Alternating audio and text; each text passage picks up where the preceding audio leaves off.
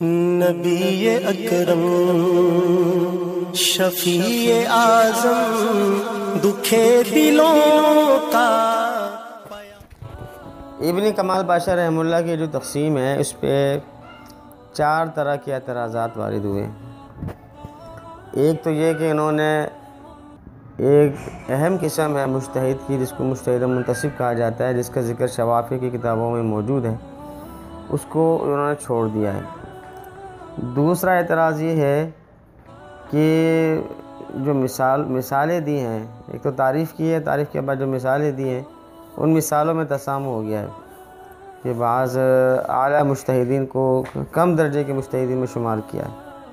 تیسرا اعتراض یہ ہے کہ اقسام میں تباین ہونا چاہیے، لیکن اقسام میں واضح طور پر تباین نہیں ہے۔ من وجہ تو ایک اعتبار سے تو انہوں نے فرق واضح کرنے کی کوشش کی ہے، لیکن دوسرے اعتبار سے ان میں آپس میں تداخل ہے۔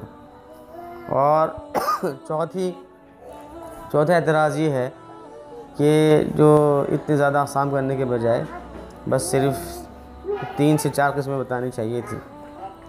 اب ان ہر اعتراض کی تھوڑی سی تفصیل ہم دیکھ لیتے ہیں۔ مجتہد منتصب کو پچھلے ہفتے بھی ذکر کیا تھا۔ اس کی 3 طرح کی تعریفات ہیں کہ یا تو وہ اپنے استاد کے احترام کی وجہ سے اپنے آپ کو ان کا تابع ظاہر کرتا ہے، لیکن حقیقت میں مجتہد مطلق ہوتا ہے، جیسے صاحبین ہیں۔ اسی طریقے سے دوسری تعریف یہ بیان کی گئی تھی کہ ان کا اجتہاد اپنے جو امام ہوتے ہیں ان کے اجتہاد کے موافق ہو جاتا ہے، ورنہ حقیقت میں مجتہد مطلق ہوتے ہیں۔ تیسرا یہ کہ وہ اصول اساسیہ میں تو مقلد ہوتے ہیں، البتہ اصول ثانویہ میں وہ مقلد نہیں ہوتے۔ تو یہ اہم اعتراض ہے اور یہ واقعی اس کو شامل کرنا چاہیے تھا، اس اعتراض سے کوئی جواب نہیں ہے۔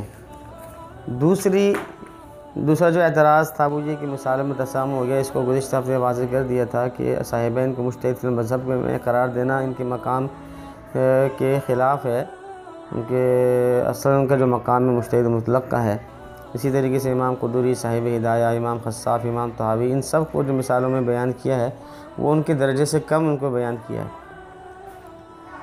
اور اس کا جواب میں آگے تیسرے اعتراض میں اس کا جواب میں دیتا ہوں۔ تیسرا جو اعتراض تھا کہ اقسام میں تباین ہونا چاہیے اور تباین نہیں ہے۔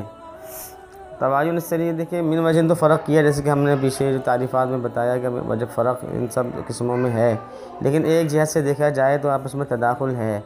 وہ اس طریقے سے کہ دیکھیں جو مجتہد فی المذہب ہوتا ہے وہ تو آپ نے اس کو الگ کر دیا مجتہد فی المسائل سے، لیکن ظاہر ہے مجتہد فی المذہب کے اندر مجتہد فی المسائل کی صلاحیتیں بھی ہوتی ہیں، اصحاب التخریج کی بھی صلاحیتیں ہوتی ہیں، اصحاب الترجیح، اصحاب التمیز، ان سب کی صلاحیتیں ہوتی ہیں۔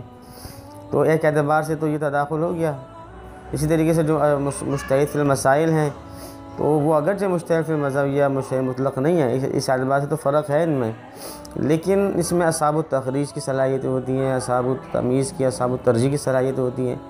اس اصحاب التخریج میں دیکھ لیں، اس میں اصحاب الترجیح کی صلاحیتیں ہوتی ہیں۔ اس اعتبار سے ہی تداخل ہے، حالانکہ تداخل نہیں ہونا چاہیے، کسی بھی اعتبار سے بالکل تباین ہونا چاہیے۔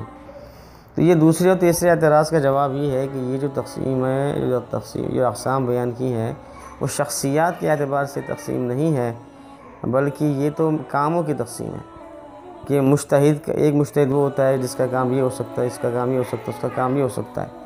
تو اس اعتبار سے یہ کاموں کی تقسیم ہے، اور جو کوئی مجتہد کسی کام میں زیادہ شہرت پا گئے تو اس اعتبار سے وہ مثال انہوں نے وہاں پہ درج کر دی۔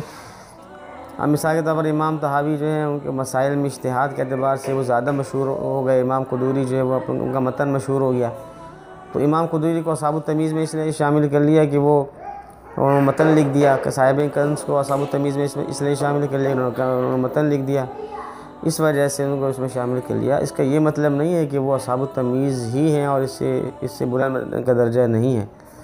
تو مثالوں جو دی ہیں ان کی شہرت کے اعتبار سے دی ہیں، جیسے کہ اگر ایک مفتی یا کوئی عالم ہوتے ہیں وہ فتوے، مثلا کوئی عالم ہے وہ اگر فتوے میں بہت زیادہ مشہور ہیں، وہ فتویٰ دیتے ہیں، لیکن ساتھ ساتھ مفسر بھی ہوتے ہیں، ظاہر ہے محدث بھی ہوتے ہیں، دیگر نحوی بھی ہوتے ہیں، صرفی بھی ہوتے ہیں، لیکن دیکھیں فتوے میں وہ شہرت زیادہ حاصل کر لیتے ہیں، اس لیے لوگ ان کو مفتی کہتے ہیں۔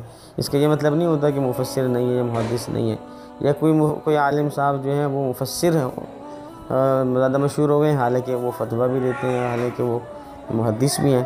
تو یہی جو مثالوں کی یہی صورتحال ہے کہ یہ جو مثالیں انہوں نے دی ہیں وہ بالکل منطبق مثالیں انہوں نے نہیں دی، بلکہ انہوں نے مثالیں ان کی شہرت کے لحاظ سے مثالیں دے دی ہیں، ورنہ یہ نہیں کہ اگر ایک مجتہد کے اندر انہوں نے جو اصحاب التمیز میں کہا ہے تو وہ اصحاب التمیز ہی ہے، بقیہ کوئی خصوصیات نہیں ہیں، صلاحیتیں نہیں ہیں۔ تو اقسام تباین کے جواب اور اسی طریقے سے مثال میں تسامح جو جواب ہے وہ دونوں اس سے حل ہو جاتے ہیں۔ جہاں تک چوتھا اعتراض ہے تو وہ اعتراض بھی واقعی صحیح ہے کہ من وجین تو آپ نے 7 اقسام بیان کی ہیں، لیکن حقیقت میں دیکھا جائے تو جیسے کہ علامہ شامی رحمہ اللہ نے خود فرمایا ہے کہ اصحاب التخریج، اصحاب الترجیح، مجتہد فی المسائل، یہ سب کے سب مجتہد فی المذہب ہی کے اندر شامل، اگرچہ درجوں کا کچھ نہ کچھ فرق ہے لیکن حکم کے اعتبار سے وہ سب برابر ہیں اور مجتہد فی المذہب ہی والا حکم ہے۔